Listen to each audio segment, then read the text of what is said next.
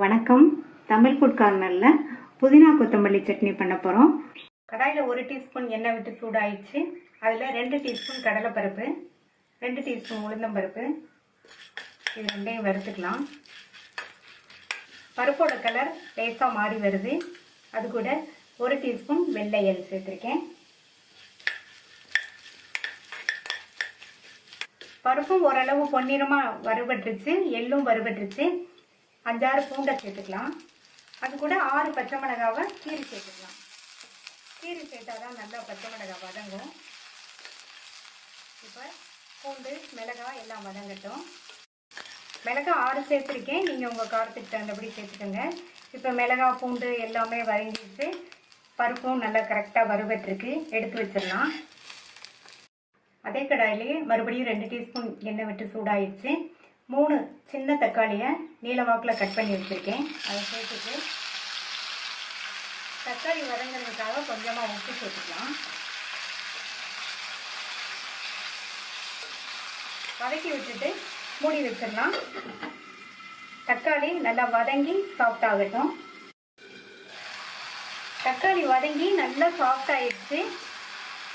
இது கூட ஒரு சின்ன கோழிக்குண்டு சைஸ் அளவு புளியை சேர்த்துக்கலாம்.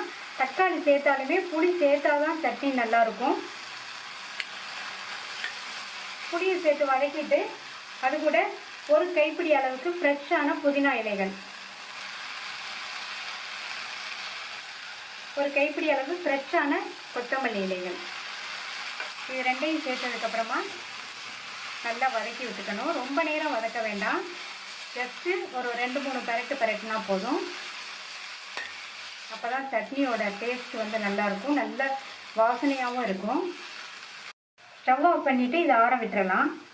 எல்லாமே நல்லா ஆறிடுச்சு. ஃபஸ்ட்டு மிளகாய் பூண்டு பருப்பை சேர்த்து 4-5 சுற்று சுற்றிட்டு இது கூட புதினா கொத்தமல்லி தக்காளியை சேர்த்துட்டு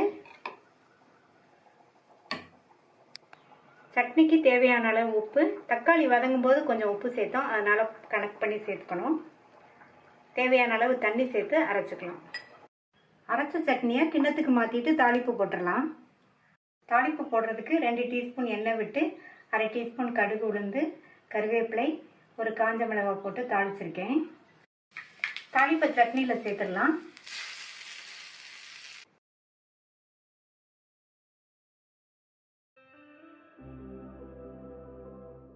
வெள்ளை சட்னி அரைக்க போகிறோம். ஸ்டவ்வில் பேன் போட்டு சூடாயிடுச்சு. அதில் 1 டீஸ்பூன் எண்ணெய் சூடாயிடுச்சு. அதில் 2 டேபிள் ஸ்பூன் உளுந்தம்பருப்பு. இந்த பருப்பை வந்து கருகிராமல் கலர் மாறுற அளவுக்கு வறுத்துக்கணும். கருகிடக்கூடாது, அது ரொம்ப முக்கியம். அப்போ தான் சட்னியோட கலர் நல்ல வெள்ளையாகவே இருக்கும். கைவிடாமல் வறுத்து பருப்பு நல்லா பொன்னிறமாக வந்துடுச்சு. இதை உடனே ஒரு பிளேட்டுக்கு மாற்றி வச்சிடலாம். மறுபடியும் அதே கடாயில் 1 டீஸ்பூன் எண்ணெய் சேர்த்து எண்ணெய் சூடானதும் கட் பண்ண ஒரு பெரிய வெங்காயம், 4 பச்சை மிளகாவை இந்த மாதிரி உடச்சி சேர்த்துட்டா நல்லா ஈஸியாக வதங்கிடும்.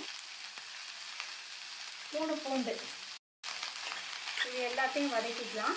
வெங்காயம் கண்ணாடி பதம் வர வரைக்கும் வதக்கினா போதும். வெங்காயத்தை பொடியாக கட் பண்ணி போட்டோம்னா வேகமாக அதனுடைய கலர் மாறிடும். அதனால் இந்த மாதிரி சைஸ்க்கு கொஞ்சம் பெருசாகவே கட் பண்ணி போட்டு வதக்குங்க. வெங்காயம் வதங்கி கண்ணாடி பதம் வந்துருச்சு. இந்த அளவுக்கு வதக்கினா போதும். அப்போ தான் சட்னியோட கலர் நல்லா வெள்ளையாகவே இருக்கும். இதை மிக்ஸி ஜாரில் சேர்த்துடலாம். நான் வந்து இந்த சட்னியில் பூண்டு சேர்த்து வதக்கியிருக்கேன். நீங்கள் இதுக்கு பதில் இஞ்சி வேணாலும் சேர்த்து வதக்கிக்கலாம். மிக்சியில் சேர்த்தது ஆறிடுச்சு. இது கூட வறுத்த உளுந்தம்பருப்பு, சட்னிக்கு தேவையான அளவு உப்பு, தேவையான அளவு தண்ணி சேர்த்து அரைச்சிக்கலாம். சட்னி அரைச்சாச்சு. நம்ம இந்த சட்னியில் புளி எதுவும் சேர்க்கலை. புளிப்பு சுவைக்காக ஒரு 4-5 ட்ராப் லெமன் ஜூஸை இதில் சேர்த்துட்டு நல்லா மறுபடியும் மிக்ஸ் பண்ணி விட்டுறலாம். இந்த மாதிரி லெமன் ஜூஸ் சேர்த்தோம்னா சட்னி வந்து நல்லா டேஸ்ட்டாக இருக்கும். இந்த சட்னியை கிண்ணத்துக்கு மாற்றிட்டு தாளிப்பு போட்டுடலாம்.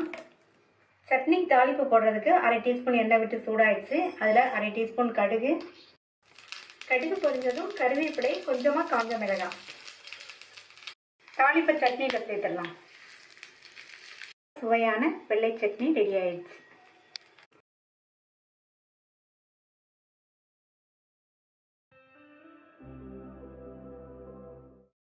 தயிர் சட்னி பண்ண போகிறோம். இதனுடைய மணமும் சுவையும் ரொம்ப நல்லாயிருக்கும். இந்த பவுலில் 1/2 கப் தயிர், 1 டீஸ்பூன் தனி மிளகாத்தூள், 2 டீஸ்பூன் கொத்தமல்லி தூள், 1/4 டீஸ்பூன் கரம் மசால் தூள். நீங்கள் உங்களுக்கு வேணும்னா 1/2 டீஸ்பூன் கூட சேர்த்துக்கங்க. எனக்கு இந்த அளவு போதும். 1/2 டீஸ்பூன் உப்பு சேர்த்துட்டு எல்லாத்தையும் நல்லா ஒன்றா மிக்ஸ் பண்ணிக்கணும்.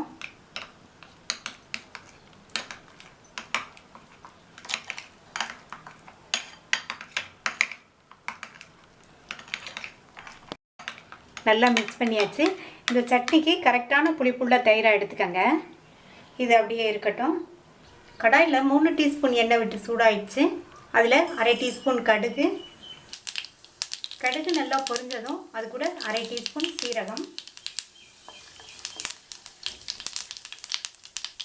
சீரகமும் பொரிஞ்சிருச்சு. ஒரு பெரிய வெங்காயத்தை பொடியாக கட் பண்ணி சேர்த்துக்கணும். இந்த வெங்காயம் நல்லா வதங்கணும். ஓரளவு கலர் மாதிரி வரட்டும்.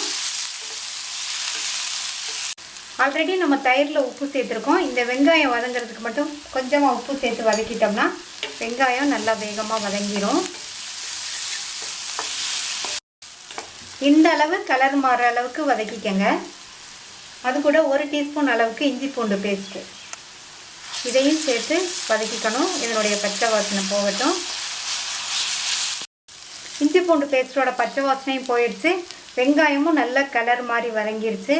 இந்த அளவுக்கு கலர் மாதிரி வதங்கினா தான் சட்னியோட டேஸ்ட் வந்து நல்லாயிருக்கும். இப்போது இது கூட கலந்து வச்ச தயிர் கலவையை சேர்த்துடலாம். தயிர் கலவையை சேர்த்த உடனேயே நல்லா இந்த மாதிரி மிக்ஸ் பண்ணி விட்டுக்கணும்.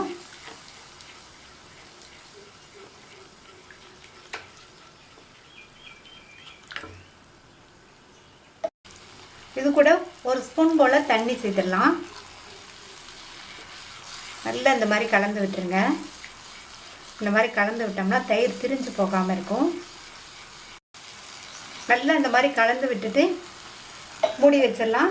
ஸ்டவ்வை வந்து சிம்மில் வச்சிடலாம். ஒரு 10 நிமிஷம் இருக்கட்டும். நல்லா வந்து மேலே எண்ணெய் தெளிஞ்சு வரும். 10 நிமிஷமாக சிம்லேயே வச்சு கொதித்து நல்ல மேலே எண்ணெய் தெளிஞ்சு வந்துருச்சு. சட்னி ஆல்மோஸ்ட் ரெடி ஆயிடுச்சு.